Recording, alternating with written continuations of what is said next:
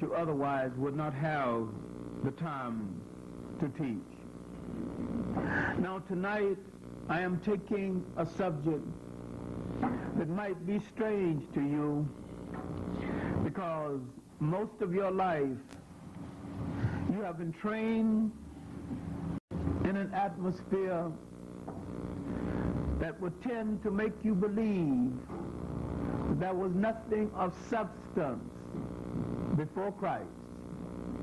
You look at the world before the European concept of Christianity as a barren world without substance and without spirituality. That is unfair, because that world had more spirituality before the formation, the Western formation of religion, than it has right now. Now, I must distinguish between what I'm talking about so you can understand. I am talking about the European formation of Christianity as against the presence of the spiritual elements in the world that went into the making of the religion, such elements being already in existence 3,000 years before Christ. John Jackson, one of our leading writers, has written a new book called Christianity Before Christ. A lot of people will not read the book solely because they think it offends them. It is an excellent book, because he is not saying there was no religion before Christ. He is saying that the same elements, the same teachings that went in ultimately into the formal making of the religion you call Christianity already existed, and that what you are dealing with is the formalization of the religion as against the existence of the elements that went into the making of the religion. All we are dealing with are the steps of the development. Now, I have to first deal with the history of the world, because you live in a Eurocentric intellectual universe, and the European has brainwashed your mind through the media and through the textbooks and through the magazines into thinking that there was no world of consequence before he arrived, and the Arab has brainwashed you into thinking that there was no world of consequence before he arrived. Now, I want to point to the world that you created before either one of them arrived, that was better than any world that existed after they arrived with their disruptive elements. And I want to show you how to separate Islam from Arabism, and how to separate Christianity from Christendom. Christianity is a religion. Christendom is a European political instrument.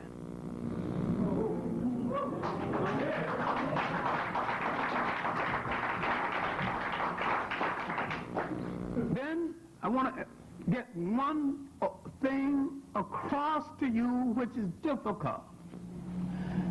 That there's a certain kind of cold, brutal mentality in all Europeans, of all persuasions, of all colors, of all politics, that you have to understand.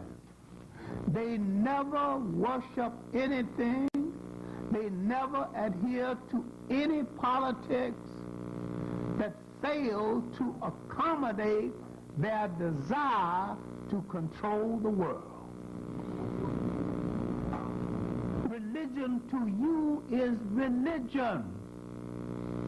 It has never been religion to them. It has been a means of controlling power. You are a religious people. They are a power-oriented people. They would not dare practice it in its true sense. Now, what got you into the concept of even thinking that a European could be religious or democratic? The two things he can't afford to be, and if he dared to be either one for 24 hours, he is finished. He can't afford to be there because he will have to admit that you started the humane values that control the world, and that everything of consequence in the world started outside of Europe. This is why he must leave Europe and find things of substance in Africa and say, we started this.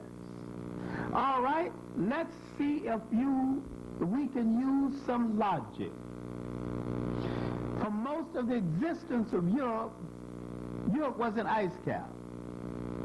Why would Europeans get from under the ice cap, go all the way to Africa, develop a civilization better than anything ever existed in the world and more durable because it is still standing after 1,000 civilizations has come and gone and fell?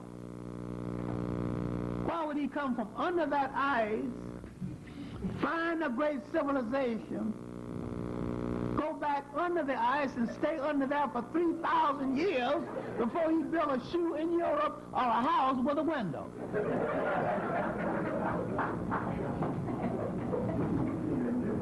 Then he would come and claim something that he had nothing to do with. Now, when the Greek miracle existed, Greece had her relationships with Africa. Most of Europe didn't exist. There was no such thing as Europe, and Europe is an invention anyway. Europe is not even a continent. Have you seen any maps lately? What's the divide? What's the division? It's an extension of Asia. It's just northern Asia. All right, somebody arbitrarily decided it's a continent. Look at the dictionary definition of a continent. There's no qualification for a continent. All right, now, my main point here is that when the Greek intellectual miracle existed, there was no Europe. Not a single country in Europe existed. There was no Russia, no England, no Scandinavia. None of the countries in Europe existed. And yet every Scandinavian schoolboy, Russian schoolboy, English schoolboy can claim Greece as part of his intellectual heritage. When the Egyptian intellectual miracle existed, it existed in a valley 4,000 miles long, extending into Africa, and at least 16 African countries existed then under different names, but they did exist. And the people who would later be the major population of the country called Egypt, that the Greeks called Egypt, did exist. And they had no relationship with any other people in the world except African people. And there's no way the early people called Egyptians could have been anything other than African people, in as much as they had no relationship with any other people. Now, 3,000 years would pass before the people of Western Asia would have a relationship with them, and when they began to have relationship, that relationship was bad. Nobody ever did African people any favor. Everybody ever came into Africa came in to take something. And African people don't owe anybody anything. Now, if you understood this, maybe we could free ourselves. We are totally an unobligated people. We don't owe anybody anything anywhere, left or right. Everybody that has come among us have come among us to exploit us, and they have exploited us successfully.